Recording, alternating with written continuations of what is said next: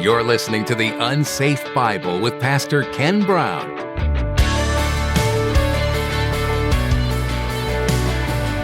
I intend to remain faithful to what it is that the Lord's called me to do. And that's what we all do. We just try to be faithful to what He's called us to do. I've learned a lot over the years. And I've seen those who tend to be naysayers and who don't like what's going on, I've seen them crash and burn more than once. And it's horrible when it happens. You pray for them. When people start making negative comments about your service and about your ministry, pray for them. Just pray for them. They need that because they're not commenting on you. They're commenting on what you're doing for the Lord. So guess who they're really commenting about? They're commenting about the Lord.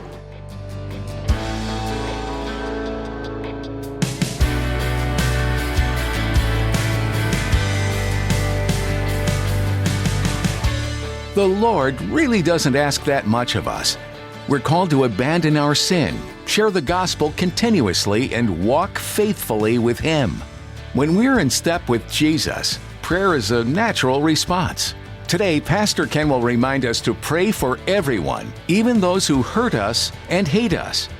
It's easy to pray for God to bless a friend or family member, but it's much more difficult to ask for an enemy to be blessed. And yet, that's exactly what Jesus modeled and asks us to do out of love for Him. Well, let's join Pastor Ken in the book of 1 Thessalonians chapter 5 as he begins his message, Pastoral Guidance, from Paul and Silas. There's been a lot of interesting news, and one of the things that one of the folks that I follow, he puts pieces together for us in terms of the news and how it affects Israel, and then how those who are impacting Israel negatively wind up being impacted negatively by the Lord. There is a consequence for trying to divide the nation of Israel. Pray for our nation. I'm concerned about hurricane season coming up and more unusual decisions being made. There's a direct tie-in with a lot of it if you study it carefully. We're studying 1 Thessalonians chapter 5. We're in verses 12 to 28 this evening. We're going to be looking at pastoral guidance from Paul and Silas. And they're going to give us hints on how to do church and how to do life. Now, since we've wrapped up our study of one of the doctrines of the church, and that's the rapture, we've wrapped that up last time, we're picking back up here in 1 Thessalonians. And Paul and Silas, they've answered the questions. That's what the whole thing about the rapture and the end of the age and the day of the Lord was all about. They were answering questions. And now they're giving pastoral guidance to the church. In other words, here's how you do church, and here's how you love on each other, and here's how you serve each other and serve the Lord as a church. How they conclude the letter, though, is not a shotgun approach. You have to remember, Timothy came and he watched and saw what was going on. So a lot of this is also based on Timothy's observations. And the order and the placement of the exhortations are deliberate, and they speak to us today, too. The first concern is how the church responds to those who are in leadership in this particular fellowship. Now, you have to remember, the church in Thessalonica has been under some rather severe stress under recent days due to persecution that they've been under. Some members of the church have died. Others have lost their jobs. Some have lost their homes. We forget about the cost of becoming a Christian in the culture of our day. However, just to make you feel warm and fuzzy about it, that's beginning to change in our nation and in Canada. There, the Prime Minister is seeking to have the law changed where it'll be illegal to read the Bible out loud. I'm praying that they find a reason to have a no confidence vote very soon in the Parliament there. It used to be that folks would think that when you became a believer, you were simply becoming a religious nut or just being religious. But now, in some corners of this country, we are now enemies of the state. There's a reason why I get contacted, believe it or not, by folks who are looking for pastors for churches in other places in the nation. And they all seem to be in California, Illinois, New York, Colorado. Nobody wants to go there now, because those are turning into mission fields, and they're so anti-Christian that nobody wants to go and start churches there. It's becoming a problem in some areas. For those in Thessalonica, they're not simply coming to Christ. I mean, the way it was in the culture there, if you became a believer, you were rejecting the culture, you're rejecting the community, and you're rejecting everything that the culture and the community lived for and embraced and thought that was important. And it's the same in communities that we see around here today. But every town in Macedonia had their own Acropolis, they had their own place of worship, The businessmen had their own little gods that they worshiped too. That causes a problem in one community, but that's going on. And when you became a believer, you rejected all of that. There's nothing left of the Acropolis. It was destroyed pretty much by the Greek Orthodox Church. They took all of it down. But that they recently dug up because they needed to replace some buildings, and they found this underneath the buildings. Coming to faith in Jesus is life-giving. When you give your life to Jesus, you become a believer, and it's a life-giving event for us. But it was considered by many in the community that they lived in at the time to be a repudiation of their way of life. So that became a source of persecution in many churches. And it's still that way today in some corners of the world. You become a believer in a Hindu country like India, and all of a sudden you've repudiated a lifestyle and a source of income because they make money off of multiple gods. They do. Now in that environment, you'd think that the church would have it all together and they would all be working together in love. Usually persecution does that. It unites the church. But that's not always the case. It's not the case here in this country. It's tending to divide the church.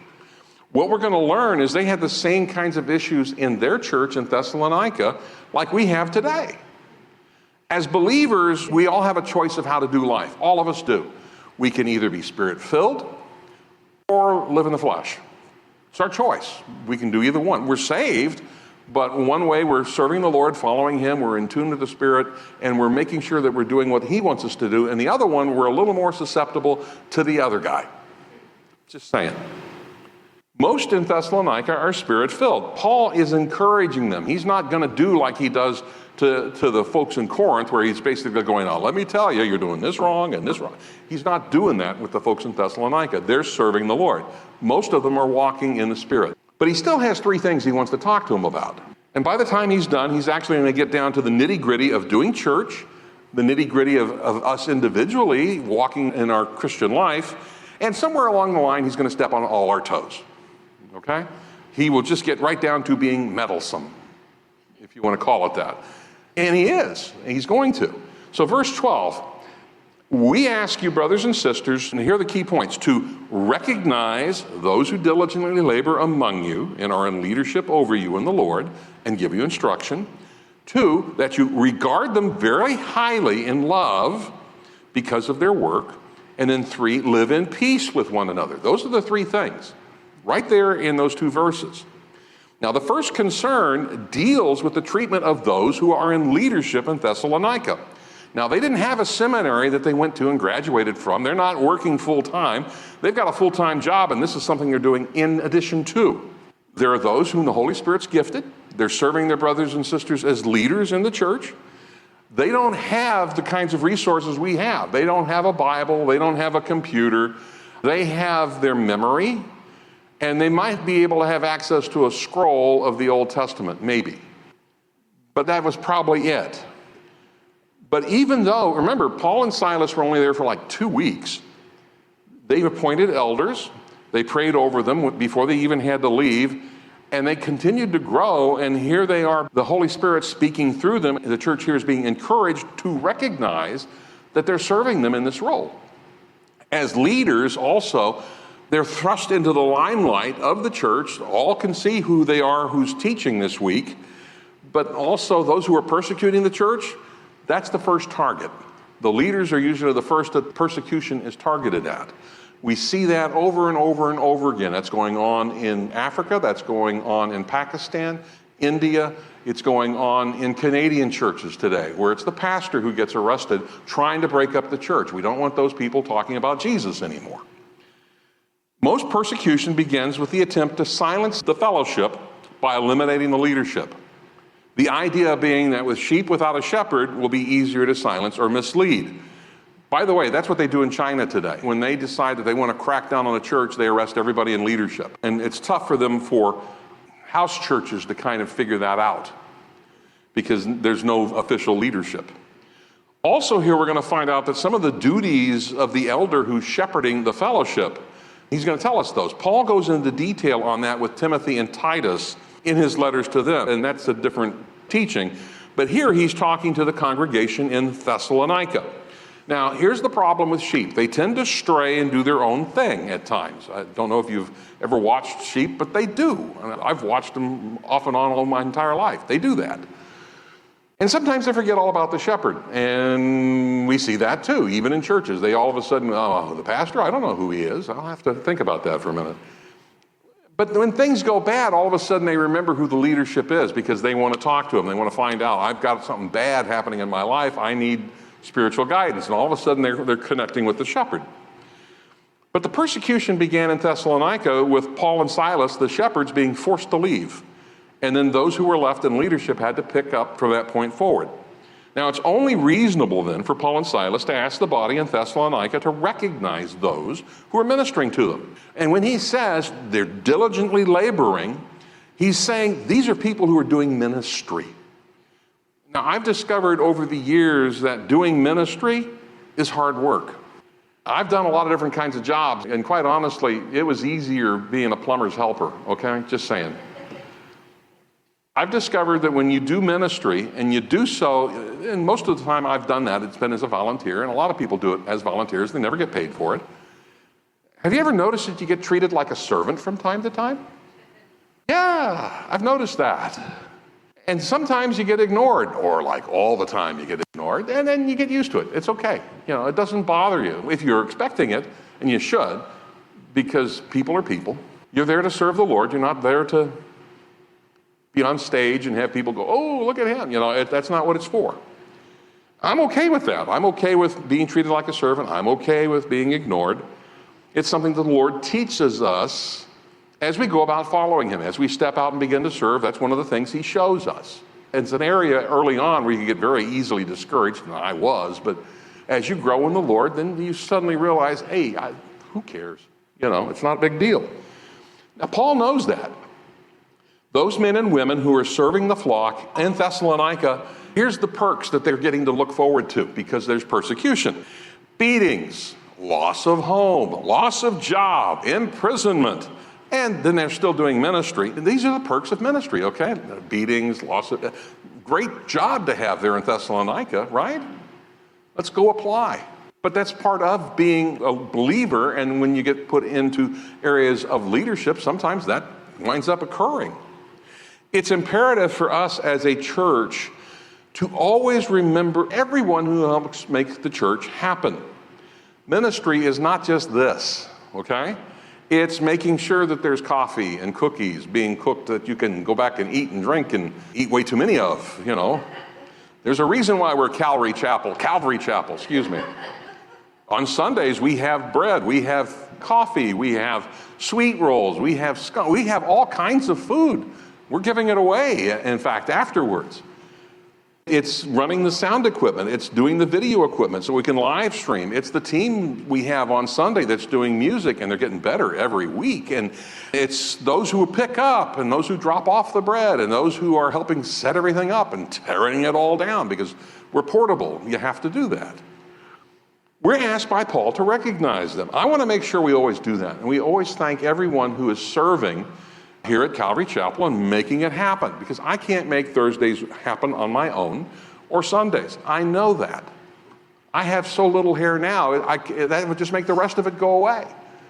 But the Lord does that through those who are in the church. Everybody has their own gifts. Everybody does and serves, and we make church happen together. And you hear his voice, you step out, you serve the Lord, you answer the call. Thank you for those who are doing that. Appreciate it, and so does the Lord, because that's who you're serving. Now, for the church in Thessalonica, they don't have paid staff, okay? That was not a thing yet. In most cases, they worked regular jobs, tent makers, ditch diggers, you know, whatever it was, and then they did ministry on top of that. Now, I did that as a lay pastor here for over 10 years, and yeah, you get treated like a servant. Yeah, you do. Yeah, people ignore you, including staff. They ignore you too. Did I ever get paid? Nope, never did. Wasn't expecting to. I was doing it because I love the Lord. And Jesus asked, and I said yes, not a problem. Here, Paul uses strong language in the Greek. He says, regard them very highly. And he does so using a type of word that means it should be a continuing attitude, not a one-time thing, but we should continuously regard anybody who's serving in whatever role it is that the Lord's called them to, in a continuing attitude. Now, we all know there are some church leaders that when you talk to them, they don't command respect at all. Not personal respect. They're humble. They're trying to stay out of the limelight. They don't want to be seen. And that's okay. It's their nature, and they want the Lord to use them and the Lord to get all the glory. That we should hold them highly in esteem because of their natures and their responsibilities are before the Lord. That's where they're for. And what Paul is saying is not just in some respect, but the highest respect is what we should be owing those who are serving. And it's not just from an attitude of affection or love for them, it's because they're serving the Lord. You know, when somebody stands at the door and opens it up for you and lets you in because they're serving the Lord, for many, that's the first time they've ever served the Lord. And we should be thankful for their service and love on them for doing that. Here's the thing, we have to remember this. When we say yes to the Lord and step out to serve, you're putting a big X on your back for Satan that says, attack that person. And that's the case in every scenario. I have told that to more people who are stepping out to serve, and every single one of them has always come back within 6 months and said, you were right. Yeah, and they weren't happy about it either. It's just a reality. No matter what it is, even making coffee, we're to do it as unto the Lord. We're accountable to Him for the service. That's it. That's who I'm performing for, is that audience, Jesus. Those of us who have been called to teach or counsel or be a pastor, we're responsible to God for your care. Okay, so I have an accountability and a responsibility that you many times don't want any part of. And the Bible that even talks about that. The Lord is the one who brought you to Calvary Chapel, Martin County. I'm accountable to Him for your care and feeding of spiritual things. So you get a little bit of milk and a little bit of meat and a little more meat and some really hard steak occasionally and a little bit more milk. But that's just kind of the way it is. When you study the Bible, that's what you're going to do. Is it normal for someone who is serving the Lord to be misused? I would hate to say no, but unfortunately the answer is yes. We should probably expect it. But Paul says we shouldn't. It should be the other way around. Do we subject ourselves to negative comments from others when we step out in faith? Yeah, we do. And they're not all at work, because I had a lot of folks at work thought I was nuttier than a fruitcake. But that's okay. I was still their boss. Are there those in the church who will question our motivation for what we do? Yeah, they're going to say, you're doing this just to be seen. I've heard that. Will there be those in the church who are jealous because they want to do what you're doing, but you've been faithful and the Lord's been moving you along in your faithfulness, and they haven't been? They want to be given everything right now, and that's not how the Lord works, especially in a Calvary Chapel. I remember as a brand new Bible student, I went to the Calvary Chapel there in Buena Park, and I said, I would love to be ministering and serving with you. And the guy said, well, we got a broom over there. We need the floor swept. No, you don't understand. I'm going to Bible school. He says, yeah, I got a broom over there. The floor needs to be swept. It took me a while to learn he was right. You know, we serve. We're just happy to serve the Lord anywhere. I got a friend who is a pastor of a church just outside Killeen, Texas, and he started by sweeping floors. And he praised the Lord for the opportunity because he was a brand new Christian. He just wanted to serve. And he became faithful, and the Lord advanced him along the way. That's just how He does it. So yeah, you know, that's going to happen too. I'm sorry, but it does. I'll give you an example. I was an intern in a church in central Los Angeles millions of years ago before the dawn of time. I had folks who walked up to me right after I got there, the same day, telling me, I can do a better job than you. Okay, I'm still in Bible school, okay? I haven't grown up that much yet. I've only been a Christian for like 4 years. And they come up and say, I can do better than you. And some of them may have been able to, you know. One of them was a music teacher at USC, so yeah, he probably could. I was young, and I heard that every single week for 3 months. And I just walked out the door and quit. You know, enough of this. Well, that was then. Now I'd sit there and I'd go, yeah, I hope you get over that someday soon. Because it won't bother me. It doesn't bother me. Do I hear things today that are similar to that? Yeah, I do. But I intend to remain faithful to what it is that the Lord's called me to do. And that's what we all do. We just try to be faithful to what He's called us to do. I've learned a lot over the years.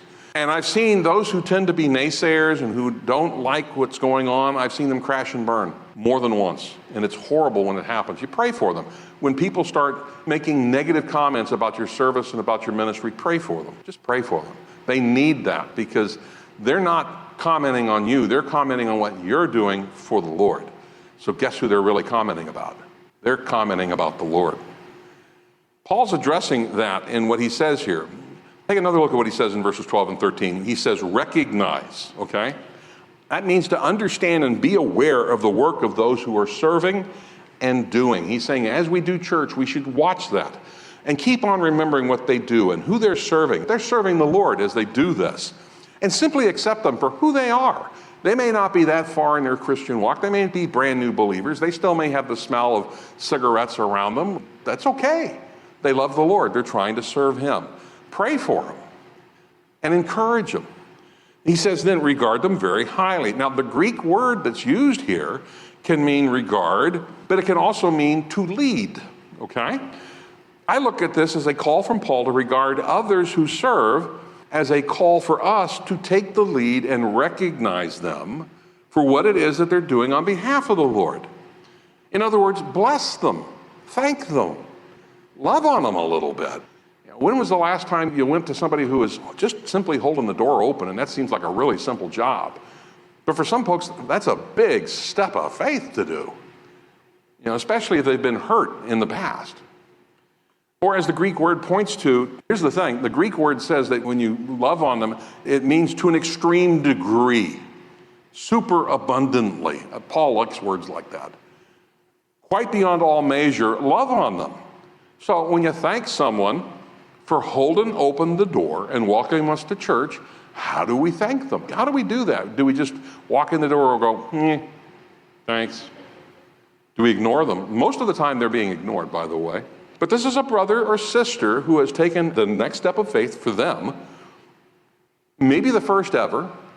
They're serving the Lord. It may be only one time a month, but they're serving the Lord. They've stepped out, and it's important for them and for us as well. And literally, Paul is saying, lavish recognition and love and regard onto them. Now, that doesn't mean bring a band up, stand around them, and start going, hail the door holder. Okay, it's not saying that. But thank them for what they're doing. Just thank them. I saw this in action at the pastors' conference at Calvary Chapel, Merritt Island, okay? There were over 100 people who were part of that church, who part of the body, who were serving. Most of them, if not a full half of them, were over the age of 80. They all wore orange T-shirts so that you could tell they were a servant. The T-shirt said servant on the back. And they did it all unto the Lord. It was amazing. The guy who was directing parking in the parking lot was a retired New York police officer. And he said, I like this better than directing traffic on Manhattan. Hear people say thank you. And we went out of our way. There were about 1,500 of us there, and we all thanked them. They were thanked continuously from the pulpit, from the stage. And it was just amazing what they were doing. It really was. And you saw those own shirts everywhere. So that was kind of a smart thing to do because they just showed up every place. As a church, we always have those around us who have taken that first step of faith, okay? And they've decided to serve. Small churches, we don't have that many. There's not a lot of opportunities. Big churches, you have a lot. And sometimes you have people who step out for the first time in a long time. Here's the thing, church hurt is a real thing. And for some, simply stepping out again is hard to do since they've had their head handed to them by a staff member elsewhere the last time.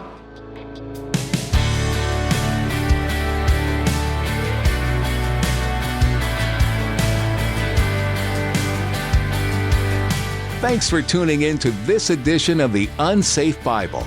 Pastor Ken Brown is currently teaching through the book of 1 Thessalonians.